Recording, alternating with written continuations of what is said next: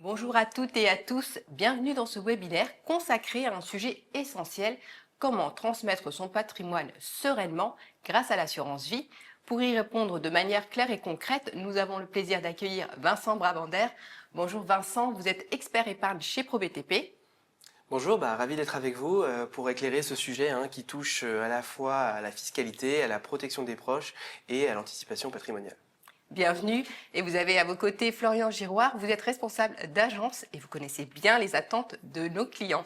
Bonjour, c'est exact. Je l'espère connaître les attentes des clients. En tout cas, je vais partager avec vous des situations très concrètes du terrain aujourd'hui.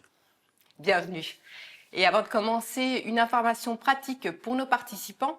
Durant cet échange, n'hésitez pas à envoyer toutes vos questions via le chat, nous y répondrons ultérieurement.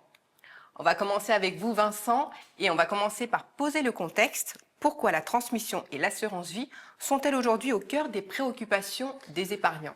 Eh bien en fait, c'est parce que transmettre son patrimoine, c'est jamais quelque chose de neutre.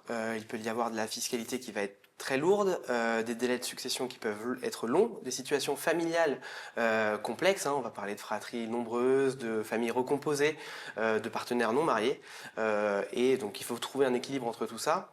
Et là où l'assurance vie apporte vraiment quelque chose, c'est qu'elle permet de répondre facilement à ces enjeux à travers une fiscalité allégée, un cadre souple et la liberté aussi de choisir évidemment ses bénéficiaires. Alors Florian, vous qui connaissez bien les clients et qui les rencontrez au quotidien, est-ce que vous avez un exemple où la transmission a été une vraie découverte pour un client ?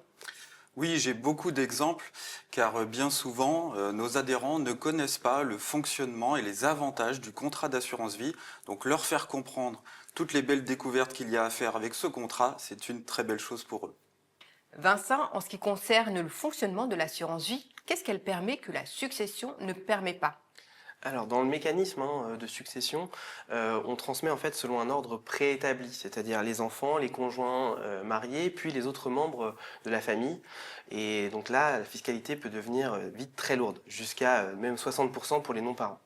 Avec l'assurance vie, en fait, on va pouvoir transmettre librement à la ou les personnes que l'on souhaite et en désignant à travers la clause bénéficiaire. Et surtout, en fait, le principal avantage, c'est que le capital est versé hors succession, et souvent dans des délais qui sont beaucoup plus rapides que ceux d'un règlement successoral classique. Donc, pour résumer, on choisit librement, on transmet plus vite et souvent avec beaucoup moins d'impôts. Et là, je me tourne vers vous, Florian. J'imagine que vous rencontrez au quotidien des clients pour qui cette liberté de désigner son ou ses bénéficiaires est indispensable. Oui, c'est évident. Dans notre quotidien, dans les agences, on voit tous les jours des adhérents qui ont des parcours de vie atypiques et des situations de famille particulières. Donc pour eux, avoir la possibilité d'aménager leur clause bénéficiaire, c'est primordial et utile. Et de nos jours, il n'est pas rare de rencontrer des familles recomposées, des couples mariés ou non. Et donc, pour protéger celui ou celle avec qui on partage la vie, il est important de travailler sur la partie assurance vie. Et maintenant, on passe à la fiscalité et c'est souvent perçu complexe. Vincent, est-ce que vous pouvez nous la résumer simplement ? Alors bien sûr, en tout cas je vais essayer. La règle clé, c'est l'âge au moment du versement. Donc on va avoir un premier bloc qui va s'orienter autour des versements avant 70 ans. Dans ce cas-là, en fait, chaque bénéficiaire peut recevoir jusqu'à 152 500 euros sans aucun impôt. Il y a un abattement de 152 500 euros. Et au-delà, en fait, on va rentrer dans un mécanisme de taxation forfaitaire, donc à 20%. Puis dès lors qu'on va franchir le cap des 700 000 euros, on sera taxé à 31,25%. Donc c'est un régime, vous le voyez, qui est particulièrement favorable, notamment lorsqu'on souhaite transmettre à quelqu'un qui ne fait pas partie de ses héritiers légaux. Et après 70 ans, comment ça fonctionne ? Alors, là, après 70 ans, en fait, donc on va parler des versements qui ont lieu après 70 ans, on va avoir un mécanisme d'abattement, encore une fois, jusqu'à cette fois-ci 30 500 euros, qui va être appliqué à l'ensemble des bénéficiaires désignés, tous ensemble, donc plus nominativement. Et au-delà, en fait, les sommes vont être taxées selon le lien de parenté. Donc même dans ce cas, en fait, on a une fiscalité qui reste souvent beaucoup plus douce que celle d'une succession chez un notaire. Et donc, si j'ai bien compris, avant 70 ans, c'est le moment le plus intéressant pour transmettre. Est-ce que vous confirmez, Florian, est-ce que c'est le profil des clients que vous rencontrez dans votre agence, par exemple ? Oui, bien sûr, je confirme à 200%. Avoir la capacité d'épargner avant ses 70 ans, c'est le plus confortable pour chacun d'entre nous. Maintenant, après 70 ans, l'assurance vie reste toujours d'un intérêt. Et moi, mon rôle, c'est d'alerter mes clients sur ce cap avant et après 70 ans. Alors, autre point à souligner, on entend souvent que l'assurance vie protège aussi les situations familiales atypiques. Alors pourquoi, Vincent? En fait, parce qu'elle va permettre notamment d'aider un proche qui autrement aurait été très taxé. On pense notamment aux partenaires non mariés qui peut être taxé à 60% en succession classique. La fiscalité est très fortement allégée dans ce cas pour lui grâce à l'assurance vie avec un abonnement spécifique, on l'a vu, 252 500 euros. Mais aussi, on peut avoir le cas des enfants d'une précédente union. L'assurance vie va pouvoir permettre d'équilibrer en fait le partage entre les différents enfants. Et puis, il y a le cas, pourquoi pas, des petits-enfants ou des personnes vulnérables. Là encore, le mécanisme d'assurance vie va permettre une transmission souple et ciblée. Et pour illustrer les propos de Vincent, Florian, les transmissions vers les petits-enfants ou les personnes fragiles sont devenues courantes. Quels sont les bénéfices? Alors oui, de nos jours, l'espérance de vie s'allonge et donc nos aînés ont de plus en plus le temps de créer du lien avec leurs petits-enfants, voire arrière-petits-enfants. Donc ils ont dans le contrat d'assurance vie le bénéfice de pouvoir transmettre une partie de leur patrimoine, une partie de leur liquidité via leur contrat d'assurance vie. On peut retrouver des grands-parents qui ont déjà préparé le partage de leurs biens immobiliers, de leur patrimoine immobilier et qui se servent du contrat de l'assurance vie pour transmettre des liquidités à leurs petits-enfants par exemple. Vincent, abordons désormais un élément essentiel mais souvent négligé, la rédaction de la clause bénéficiaire. Là, je vous parle de la clause libre et non standard. On a souvent tendance à écrire « mes héritiers », mais est-ce que c'est suffisant ? Alors, pour être tout à fait franc, ça peut fonctionner, mais ça ne va pas être optimal. Si vous écrivez mes héritiers, l'assureur doit attendre en fait le règlement de la succession pour identifier ses héritiers. Alors ça va forcément rallonger les délais. Alors que si les bénéficiaires sont nommés précisément, l'assureur va pouvoir verser les fonds souvent en moins d'un mois, une fois les documents reçus. Et comment on fait concrètement ? Alors, afin d'éviter tout risque d'interprétation et pour garantir, on va dire, le respect de vos volontés, nous vous invitons en fait à préciser les éléments suivants. Le nom, le prénom, la date et le lieu de naissance, la répartition du capital entre les bénéficiaires et si possible en pourcentage. Ajouter aussi des bénéficiaires subsidiaires, donc c'est-à-dire des personnes en cas de décès d'un des premiers bénéficiaires. Et puis, pourquoi pas, à la fin de la clause, ajouter, à la fin de la clause bénéficiaire, ajouter cette mention à défaut mes héritiers. Et c'est quoi le risque à avoir une clause bénéficiaire incomplète ? Alors, il peut y avoir un temps de recherche pour identifier ces bénéficiaires qui va être très long. Et puis potentiellement, en fait, si on ne les trouve pas, un potentiel capital qui ne sera jamais versé à ces bénéficiaires. Et là, Florian, je me tourne vers vous. Quand on pense aux bénéficiaires, on pense à des membres de la famille. Est-ce que c'est toujours le cas ? Non, pas forcément. Il n'est pas obligatoire de voir un membre de la famille sur votre clause bénéficiaire. Vous pouvez transmettre votre patrimoine à des associations diverses et variées ou à des personnes qui, dans votre vie, ont pu compter au quotidien et ça, c'est important. Donc il m'est arrivé d'avoir eu à rédiger une clause bénéficiaire pour un adhérent qui souhaitait voir son voisin comme bénéficiaire de son contrat d'assurance vie en cas de décès. Mon rôle, dans ce cas de figure, c'est aussi et surtout de vérifier aux situations d'abus de faiblesse. Vous avez un rôle essentiel. Alors avant de parler du contrat, un point pratique concrètement, que doit faire un épargnant pour bien préparer sa transmission, Vincent ? En fait, le meilleur moment, ça va être de préparer le plus tôt possible. Alors pourquoi ? Il y a deux raisons principales. On l'a vu tout à l'heure, c'est les versements avant 70 ans qui bénéficient en fait d'un régime fiscal beaucoup plus avantageux. Et puis il y a aussi le fait que l'épargne, plus on investit tôt, plus elle va pouvoir se valoriser dans le temps. Et comment on valorise justement ? Alors, il faut avoir aussi en tête que le concept de transmission n'est pas incompatible avec la notion de performance. En fait, selon le profil et l'horizon du client, on va pouvoir dynamiser son épargne à travers différents outils. Le premier, ça peut être le fonds euro, qui va permettre de sécuriser du capital. On peut aussi penser donc aux unités de compte qui sont diversifiées, là pour aller chercher un petit plus de performance en fonction de la situation et du temps disponible.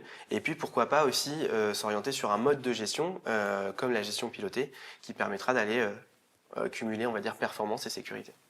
Alors vous l'avez dit, rédiger sa clause bénéficiaire, c'est essentiel, mais il faut penser aussi à la mettre à jour, et ça, c'est pas automatique, Florian. Oui, tout d'abord, la clause, comme l'a dit Vincent, elle doit être claire, nominative si possible et précisée départ.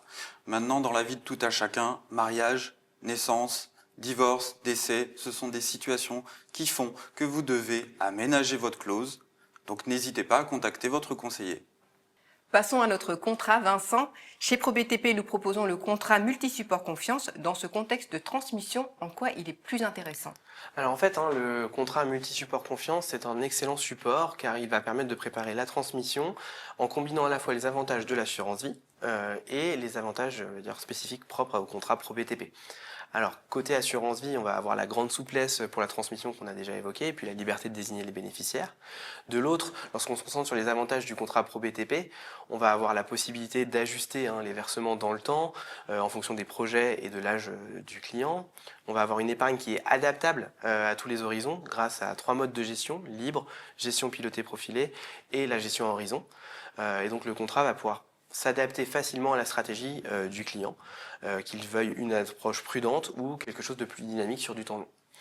Enfin, on a aussi des outils à travers le contrat, donc le fonds en euros, qui s'appelle Livret Confiance chez nous, qui va être un socle de protection et offrir une garantie en capital et une revalorisation régulière. Donc ça apporte de la lisibilité pour ceux qui souhaitent transmettre un capital certain. De l'autre côté, on va avoir les unités de compte, donc on a un choix relativement large chez ProBTP et ça va permettre de dynamiser l'épargne, étant précisé, comme toujours, que l'investissement sur les supports en unités de compte, ça peut présenter un risque de perte en capital. Bon, voilà. En tout cas, cette combinaison va permettre de constituer une épargne cohérente avec une transmission à un horizon long et donc d'aller potentiellement aussi chercher un peu de performance, ce qui peut être intéressant en cas de transmission. Et Florian, est-ce que vous avez un exemple d'un parent qui a ouvert un contrat pour son enfant, son petit-enfant, pour préparer son avenir?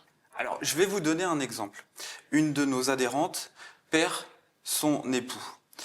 Via la prévoyance ProBTP de l'employeur de son époux, madame perçoit une somme importante. Après nos premiers échanges, nous avons évoqué l'intérêt de placer cette somme en assurance vie.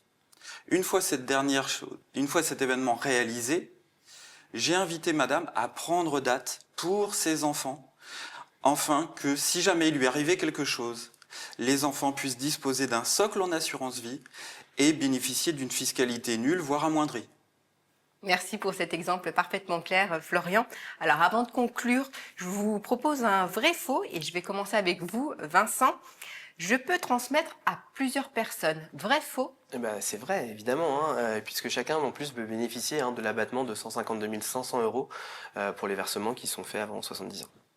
Je dois attendre un âge avancé pour penser à ma transmission. Alors faux, évidemment, les versements réalisés avant 70 ans sont ceux qui bénéficient les meilleurs avantages en termes de cadre fiscal, donc pensez-y, faites-le le plus tôt possible. Et est-ce que je peux avantager un enfant? Alors ça c'est vrai, théoriquement, mais ça doit se faire sans porter atteinte à la réserve héréditaire. Donc en gros, l'assurance vie va permettre d'avantager un peu, mais pas excessivement. Florian, à votre tour. Alors, est-ce que je peux changer de bénéficiaire? Est-ce que quand je change de bénéficiaire, je dois prévenir tout le monde? Non, ça c'est faux. Vous prévenez pas tout le monde. Libre à vous d'en informer vos bénéficiaires ou non. Si mes bénéficiaires sont mineurs, le capital est bloqué. Faux. Le capital n'est pas bloqué. Le versement est possible via le représentant légal ou une clause aménagée. Merci messieurs pour vos réponses claires. Un mot de conclusion, Vincent? En fait, moi, ce que je voudrais que vous reteniez, c'est que la transmission, c'est un acte d'anticipation et de protection.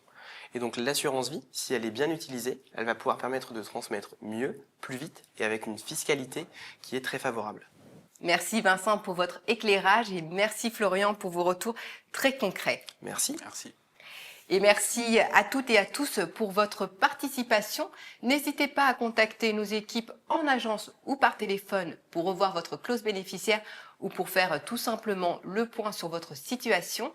Concernant les questions envoyées via le chat, nous y répondrons ultérieurement. Quant à moi, il me reste à vous souhaiter une excellente journée à tous.